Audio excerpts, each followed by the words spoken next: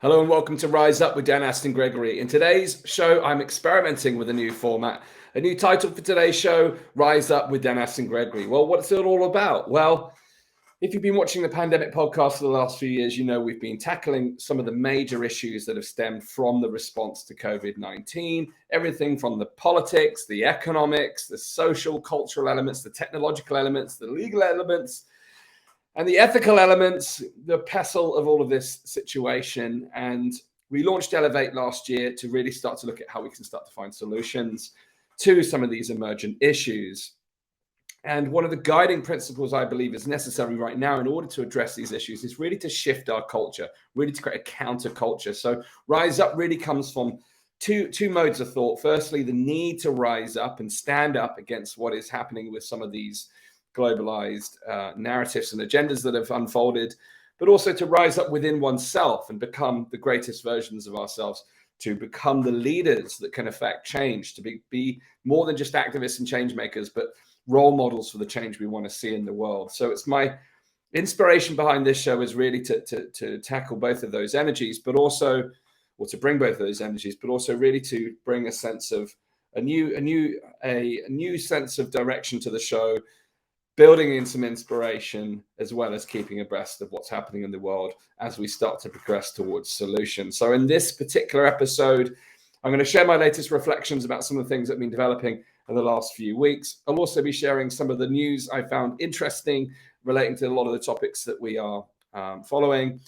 And I'll conclude with what's coming up later on this week on the show and within the Elevate community. So firstly, I want to start by saying, and I don't know if you're feeling this, but certainly over the last few weeks, it just feels like I'm facing personally and looking at the news, curveball after curveball after curveball. In the social space, the political space, over the course of the last 3 years, it almost felt like we were playing like whack-a-mole at times. It was like, this policy's coming up, this issue's coming up, now they're doing this, now we've got to worry about that. And it was just, it's like the old adage of, you could be waiting for a bus and you can be waiting for hours and no one comes along. And then all of a sudden 3 in a row come along. I grew up on the coast and, getting the bus was the only way you could really get around. And that was such a real situation. You'd be waiting for ages and then 3 buses would literally come along.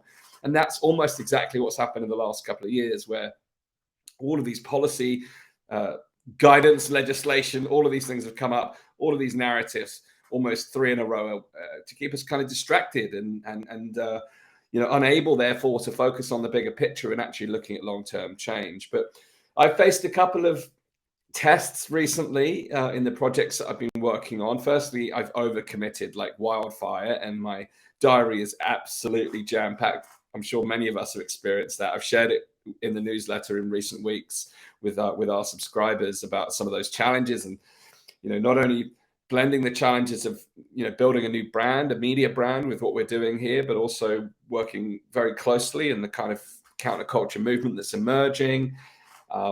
Trying to build financial sustainability. I gave up my job 3 years ago to do this, and now, with a family looking ahead, thinking, well, what's life going to look like a decade from now in the macro space, in the real world, and what's it going to look like at home?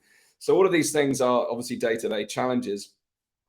And then, I've just been having all of these curveballs, that guests from the podcast dropping out, speakers from Campout saying, can we change our slot? Or, speakers who were supposed to be speaking no longer able to speak, or sponsors pulling out of various different things. It's just been one thing after another. And it just feels to me as though, like, universe, God, however you see the world, the higher self, something beyond us, or maybe just life, it's just throwing one curveball after the next, saying, how much do you really want this change? How much do you really, how committed are you to your mission? And it's like, throwing all these arrows at me, and I'm like dodging away, like trying to navigate these problems. And quite frankly, it started to get me down. And it was in the last week, literally one thing after the next, layer after layer. And it's almost like, right, there's a phone call coming in. Hello. Yeah, bad news. Great. Pass it on. Don't pass it on, rather. So it got to the point in the weekend where I thought, right, I just need to take a day off to spend quality time with my family, and just get out in the sunshine and just not think about anything at all and just come back into myself and feel into the kind of energy that I want to experience. Because after all, there's the old adage of thoughts create things, and we bring about what we think about. And for those of you who experience the law of attraction, we've got to get in alignment and attunement with the kind of energy of the end result or outcomes we're trying to create. And ultimately, I found myself just feeling bummed out, frustrated, angered, not only about what was going on in the world, and quite frankly, I've been so busy working on Campout and the various other projects that we've got coming up, that quite literally, like, I've tapped out of Twitter, my daily feed of all the news that I've set up, which gives me all of the breakdown of all the articles and blogs and podcasts that I follow. So I've got a constant source. I'm able to put my finger on the pulse very easily to see what's going on through all of these different sources. But I've just tapped out of all of that, thankfully, because actually the honest truth is, having all of the doom of all that on top of the challenges I've been facing would have just been, it would have just blurred things far too much. Although I did think to myself this morning, and this is the truth, I thought maybe the pain of the external reality would start to dwarf the challenges that I'm facing in pursuing what I'm trying to pursue here in order to make a difference. Because those external challenges, as frustrating as they are partly my motivation. Partly the motivation is obviously stimulated by the issues that we're facing today. But the other motivation is in my view, much more healthy, is actually really about creating a brighter future for myself and my family and our young ones. And that goes beyond that. It's a ripple effect. It's from the inner center to, ourselves, to our communities, to our nation and the world. How do we create a ripple effect beyond ourselves? And to me, my driving motivation has always been, how do we elevate humanity, enrich the world? How do we enhance the human experience? How do we untap our highest potential? How do we self-actualize? How do we live fulfilling lives and make a difference? That is ultimately the beating core of everything I do. And then when you overlay all of these external challenges, and partly why I'm so motivated to tackle them, is this erosion of fundamental freedoms, as I talked about on my interview with James Wells on the TNT radio show, was that fundamental freedoms are vital for a flourishing society. History shows that if the more freedom we have, the more liberties we have, and that is freedoms with responsibility. I'm not talking utter chaos, but our fundamental rights and freedoms, where they are protected, upheld, and advanced, therefore we are able to create the conditions for a really flourishing society. So when our freedoms come under attack in the way they have and continue to be, that really is what irks me when it comes to the kind of activist side and the resistance. But I'm often reminded what we resist persists. And I had this experience with the challenges that I was facing. I kept coming up with these new challenges. And I was like, resist, push back against these challenges, try and push through, if you will. Not finding my flow through that, getting bummed out. And I was like, I got to get out of resistance and get into creation.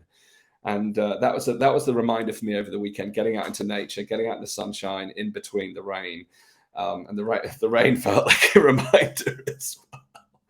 So today, Monday the 24th, I thought I'm going to follow the philosophy of be, do, have, which starts with our own being. What state of mind do I want to enter today? What psychological, emotional, mental state do I want to carry with me into what happens today? And I've already had 3 or 4 new curveballs today. And it's just like, this is where I feel like I am being tested, to the point now where every time something has happened today, it's actually made me laugh. So that goes to show the difference your state can make, because by consciously choosing my state this morning, when those things came in, it was almost like I batted them away, like they deflected. It was almost like deflected off my emotional state. And I laughed because I was like, well, maybe this is a test, and maybe, this is my opportunity to grow. This is my opportunity to find better solutions to what challenges were unfolding. And I just thought it was entertaining that these things would keep sticking. So I'm kind of relaxing into it now and really feeling into, because things had got stressful with some of the projects, both in terms of timelines and, people challenges and various other things that come up. My old mentor used to say, I've got 99 problems and every one of them is a human being. The hard reality is everything we're trying to to change in the world or make a difference in the world requires cooperation and collaboration and co-creation. But that is easier said than done when, we've all got different levels of awareness of different problems. We've all got different views. We've all got different perspectives, backgrounds, experiences, skill sets. And, even when there's like a 2 millimeter difference in your understanding of a problem, it can really, in the old adage of like on the golf course, I don't play golf, but I have plenty of friends who do. You strike the ball a millimeter, 2 millimeters out. That's the difference between getting your ball in the sand or the water or on the fairway or on the green. And when we start to get these fault lines, these fractures in terms of how we see the situation, they start to magnify and amplify. And again, it does seem whenever we have these, I don't know, it must be some sort of geological world cycle, but it seems when we go through these turbulent weathers, we get turbulence between ourselves, and it's just, maybe it's something to do with the air pressure. But anyway, we have to find a way to navigate that. We have to find a way to get in tune, retune ourselves with kind of nature's cycles. And we have to, I believe, find a way to live intentionally, because it got to the end of last week and I thought, I'm not enjoying the process here anymore. And I'm not like in the land of woo-woo and expecting like every moment to be joyful, blissful, and fantastical. The pains and problems and challenges we have are there to signal to us that something isn't quite right. And if we suppress that, then, we can end up in all kinds of problems later down the line.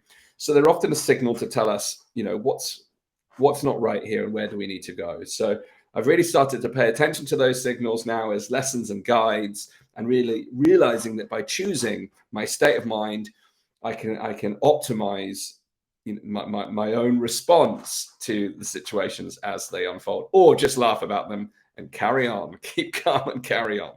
So on to the news segment of today's session. I wanted to share that with you because I really want to kind of bring like the real-time view on what's going on in terms of what we're trying to do here as part of the Elevate brand and the podcast, because it's real. It's just real. And many people told me that the Pandemic podcast, the reason why they connected with it so much is that it was real, raw, and relatable, and and a trustworthy source. So let's see what we can do about bringing the news forward in a trustworthy way today. So I don't want this to be a news show by any stretch, because that burned me out and got me depressed by the end of the COVID chapter. But it is important to remain informed. And I want to kind of share a summary of some of the things that have been on my radar this week in terms of some of the things that's going on. Now, Public have done 2 articles on this. This is how top scientists misled Congress about COVID origins. Newly released emails and messages show that top advisors to Anthony Fauci still thought a lab leak was possible in April 2020, 1 month after claiming publicly that it wasn't.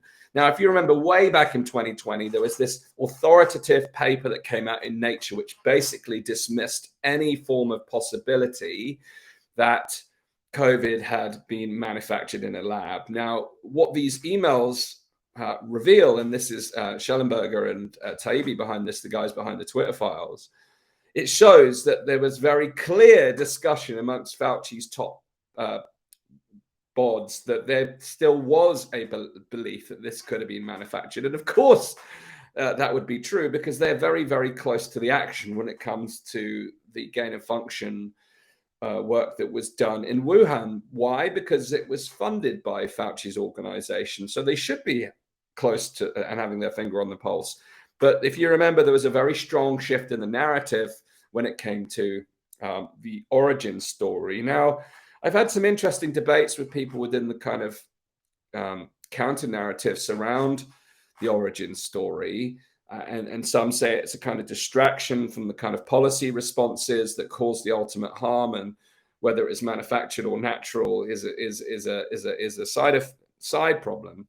And whilst I agree that to an extent, I do think it's really, really important to hone down on where this actually did come from, because if it did materialize from a gain of function activity, whether it was released intentionally or not, that's a really serious problem. And if you think about how the last 3 years we've gone through absolute chaos and bedlam because of that original problem, then we really do need to look at where that came from. And I know there's lots of And we've got an interview coming up with a doctor who has been analyzing all the evidence about where this gain of function could have originated from. And he speculates in alignment with this article that the lab leak was certainly more than possible. In fact, was more than likely. So we'll cover that in a future episode. So moving on from there, sadly, these wildfires in Rhodes have obviously captured people's imaginations, and very, very, very hard to witness. It's unbearable to imagine the challenges that people are going through over there. But of course, there are, talking of dominant narratives, there are dominant narratives that are engineered in the same way that the COVID narratives are engineered. And people tend to gravitate to big fires as meaning climate change is at fault. But already it's clear from the reports in Greece is that this was caused by human hands, not the human hands of climate change, but the human hands of fire starters and arsonists. And again, we've seen many, as reported by Majid at Resistance Radio, we've seen many similar stories over the last few years where these wildfires have been attributed to consequences of climate change, where they've later been proven to have been started by human beings. So it's really important that we start to recognize, and before someone jumps on me as a climate change denier, which is just a classic, we have to be aware now that, I mean, there is just these patterns of smearing that come down politically. You get called far right or conspiracy theorists or climate change deniers or COVID deniers or anti-vaxxers or anti-Semites. All of these slurs come out when you start to challenge narratives. But here is a case in point that what we have here is a fire that was started by a human being, and there was tons of speculation that this was a problem due to climate change. Now, if we start to do that with every piece of evidence, whether it's COVID or climate change, and we start to attribute things that aren't attributable, then we have blown up narratives, highly emotionalized dogma that are not grounded in reality. Now, I don't want to grow up in a world where emotional, dogmatic headlines override rational, pragmatic thought. And that was partly why we started in the Pandemic podcast in the first place, because those narratives deviated so far from reality that it was so far out of integrity that I couldn't bear witness to it any longer. And, that's a long story short, how we got started. So we're witnessing this very much across other global narratives, including climate change. And unsurprisingly, as reported by the Daily Skeptic, that John Clauser, a Nobel physics laureate who started to speak out about the corruption of climate science, as I've just alluded to, and the corruption of science within the centralized institutions like IPCC, now he's starting to be cancelled, because you can't go against the grain in the model era. You can't have independent thought. You can't have a thought that deviates from the accepted groupthink. You have to comply to the narratives. Otherwise, you get shut down, censored, and smeared. And no doubt he'll be described as an all manner of crazies because he's going against the status quo. And again, I'm not talking about the merits of the individual arguments that have been made here. We'll be here all day if we had to unpick all the evidence. So maybe we'll do that another time, but not today. Here's the principle of understanding how narratives are created and how corruption can preserve those narratives and prevent any contradictory discourse, which is a fundamental principle of truth seeking or critical thinking or academic process.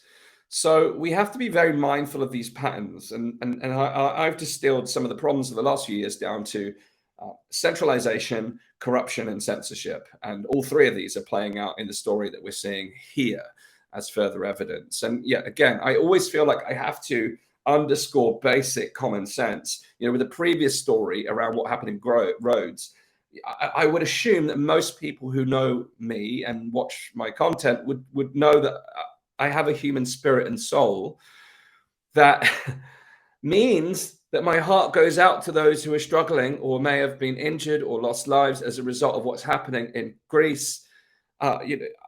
That should go without saying. Nothing I say to challenge the narrative takes away from that. And similarly, when it comes to narratives like this, it's a principle of dealing with the corrupt forces that underpin the mediascape and the wider institutional landscape within our current society. And it's important to separate those things from the basic human condition. Now, here's another storyline that I can't really talk about, but in Science publication, there is, and I'm not even sure I'm allowed to say this out loud due to censorship, that third problem I referenced to, but a rare link between coronavirus vaccines and long COVID-like illness starts to gain acceptance. Now, of course, there's lots of conversations around long COVID, but what is this new long vax that's emerging? Neurological complications, blood pressure swings, other side effects. To what degree they're rare or unknown, because in the background of this image you can see here is some statistics from the work that Edward Dowd has been undertaking, looking at the increase in PIP payments in the UK. These are personal independence payments, which people apply for if they are no longer able to work or they've got particular physical, mental challenges or psychological problems that prevent them from living a normal life. And again, that's an oversimplification. You know what I'm saying. I just know that I have to be super cautious, and I don't want to be like Mr. Apologetic, but like, we're just talking about PIP payments, okay? Like, I'm just trying to give you the clarity of what that means. But what we've got here is an increase in all of these background problems that have resulted in people claiming for these payments, and they're up huge amounts. So you can see this on the Vigilante Fox Substack, where Edward Dowd has broken down all the statistics, and he's looking at all of these non-medical stats which corroborate the stories in the medical stats when he's looking at things like insurance claims and independent payment plans and welfare plans that have increased with the background to these medical issues. Now, this is a subject that we can't talk about publicly because it goes against the official narratives, which are very slowly, brick by brick, starting to break down. But there's a deep preservation of narratives happening still on a day-to-day basis. And recently today, I've seen the stories around the increase in excess mortality, which, during the course of COVID, remember, we had a daily stock tick of every case, of every hospitalization and every death related to COVID-19. But now, despite the fact we've got massive excess mortality post-COVID, post-pandemic, there is no noise. There is no daily press conference saying this many people have died today. What on earth is happening? Well, of course not, because there is peculiar circumstances around all those excess mortality, and there's peculiar circumstances around all of these statistics as well. And now they're talking about conducting an investigation into excess mortality to quiet the conspiracy theories. I mean, that is not a motive for finding out why people are dying. We don't care about why people are dying. We just care about quashing these conspiracy theories because they threaten our narratives. But more importantly than that, they threaten our product sales of the big pharmaceutical interventions, and not just the COVID ones, but the whole suite of products. And if you live in the United States, that's a whole hefty 100+ schedule of interventions, immunizations. So we have to be careful of these problems of the global narratives. But things are starting to come through, and there's more and more stories I could go through here. I'm going to find a way to actually tackle in depth some of these stories around the latest developments on the vaccines, because we have to do that on Rumble or other platforms. But for here, we're broadcasting across all our main platforms, so watch this space. If you're not on our mailing list already, go on to danastingregory.com/pandemic. It's the Pandemic Podcast newsletter. That's where you'll get our main content. As we rebrand and we do all this stuff, today's a pilot episode. We'll produce new URLs, web addresses, etc. But for today, just go to danastingregory.com/pandemic, and we'll keep you up to date when we can do this type of content.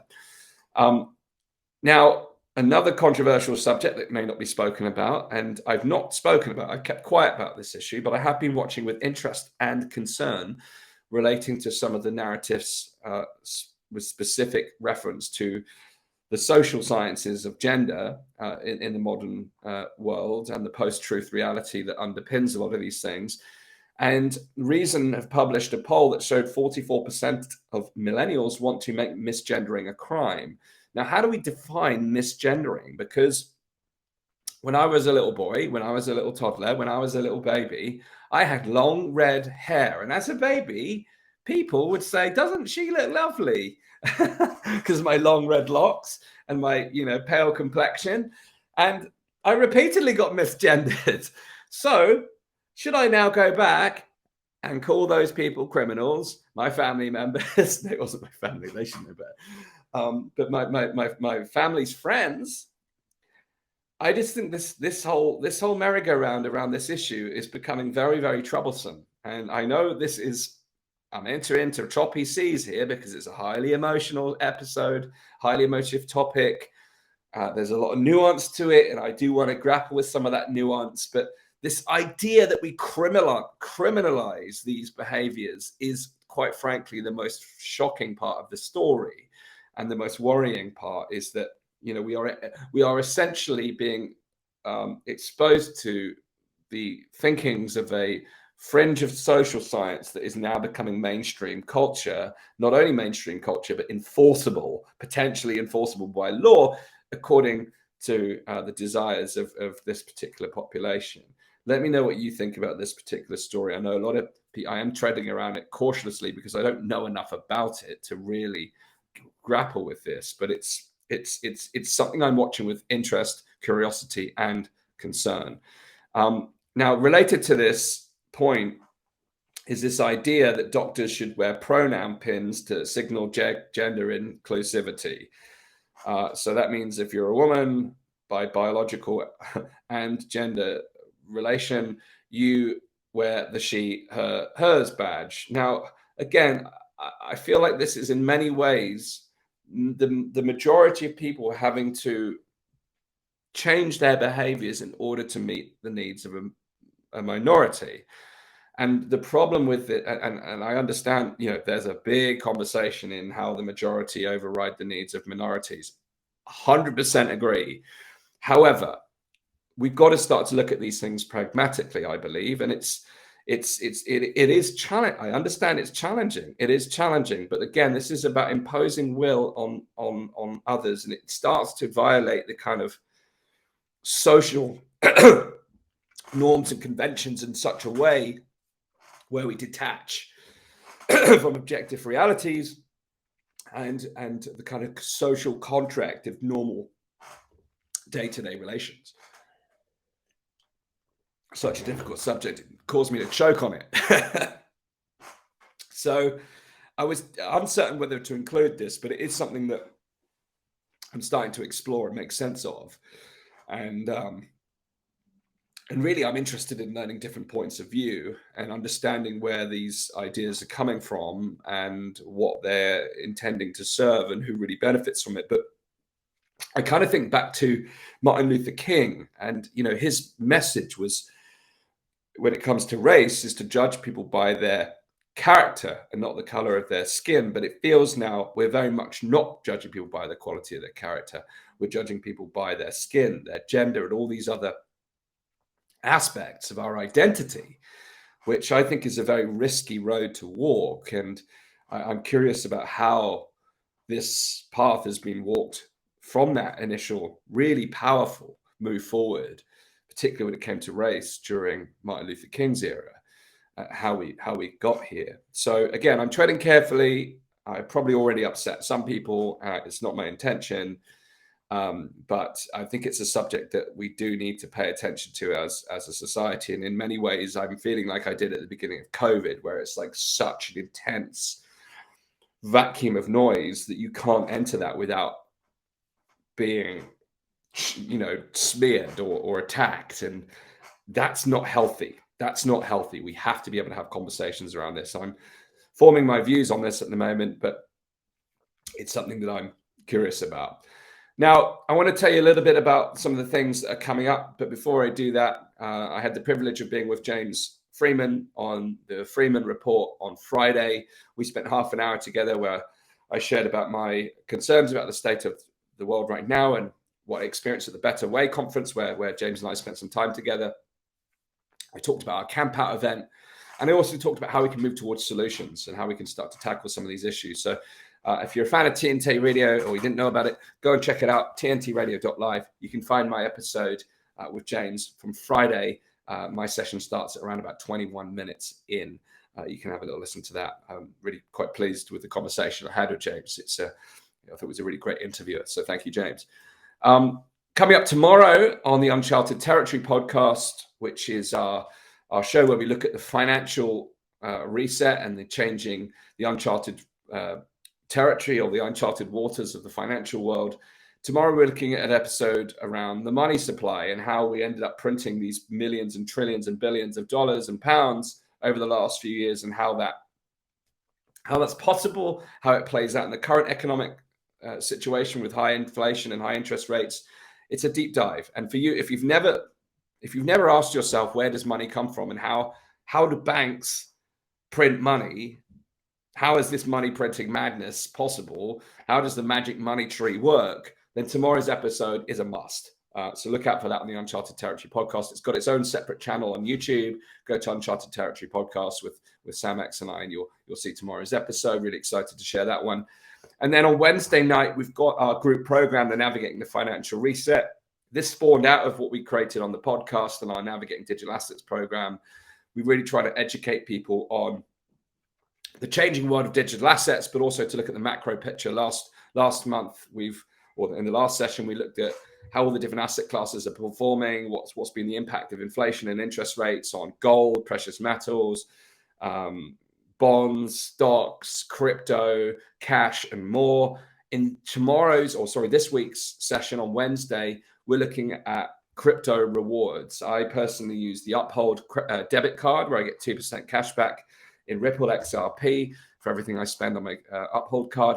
But in this week's session, Sam is going to take us through the various different options that are available. So if you're interested in earning crypto cashback and free crypto, then do come and join us at the Navigating Financial Reset session this week. Go to www.weareelevate.org/reset, and you'll find out all the details there. He'll also be giving an overall market update, what's happening in the world of crypto and digital assets and Bitcoin. And if you're new to the subject and you want some practical support, then do come along and take part in that session. It's a 2-hour session taking place from 8 p.m. till 10 p.m. on Wednesday night, UK time. Coming up on Thursday, I've got a wonderful interview that I recorded with Robin Minotti at the Better Way conference in conjunction with Glenn Young, who's part of Bright Light News from Canada. We did a 3-way conversation with Robin, looking at counterculture, looking at how the arts can play a role in transforming the situation post-COVID. But what's really exciting for me is we started to really look at challenging certain conventions and how we can start to look at things really holistically, because we've certainly seen this idea of, through COVID, these really myopic views on things, how cases and hospitalizations override any possible collateral harms that were caused by policies. Robin talks about how we need to start to move our conversations to another plane. And if we debate solely on the scientific plane and pit science against science, then we accept and proliferate a world or a view of the world that sees everything as objects, and that objects can be fixed with other objects like medication and pills. However, all of that ignores the totality of being human and how we heal and our relationships with others and other things, and how this objectification doesn't allow for true healing. He talks about the difference and how the doctor-patient relationship should go well beyond science and objectification, which is part of what he's speaking about within the film that he's supporting. So look out for that on Thursday. A brilliant interview of Robin. Many of you I know would have been part of Robin's Telegram channel over the last few years, over 100,000 members, with Corey Morningstar and Mike Yeading alongside Robin Minotti. So he's a really fascinating human being. I've really had the pleasure of getting to know him since the Better Way conference, and really looking forward to bringing you this interview. Now, lastly, I wanted to give a plug for our event coming up in 16 days' time. On the 10th to the 13th of August, Campout.live, our Campout gathering, a grassroots gathering happening in Brazes Park, Oxfordshire. It's 4 days of conversations, well-being activities, great food, nature connection, a beautiful venue we've got in the heart of Oxfordshire. We've got some amazing discussions and debates, really looking at how we can become empowered in the face of what's happened, how we can decentralize, localize, build community-led transformation and change, how we can live healthier, more vibrant lives, how we can heal from the trauma that's unfolded the last few years. It's going to be really experiential. It's in the intersection of personal empowerment and awakening and social systemic change. I'm really excited for this year's event. Tickets are selling fast. We announced the lineup last week, and the graph of the ticket sales is just pivoted upwards. So if you really want to come, make sure you book your tickets. And it is camping. We're hoping for some lovely weather coming up. But there are options nearby as well. Some Airbnbs, there's plenty of hotels nearby. But we encourage you to come and camp with us. It's going to be an amazing few days. So that's it for my news roundup for today and what's coming up. So look forward to seeing you on some of the other content we've got coming up on the show. Now, my intention for this pilot was for it to be no more than 15 to 20 minutes. I've just clocked in. It's 35 minutes in. So there's work to be done. But let me know your thoughts on this format and how we can iterate it, what you liked, what you didn't like. I want to experiment with some different ideas about how we can keep abreast of what's going on in the world, but also bring some empowering inspiration conversations to the show. So really interested in your feedback. Thanks again for tuning in. This is Rise Up with Dan Astin-Gregory.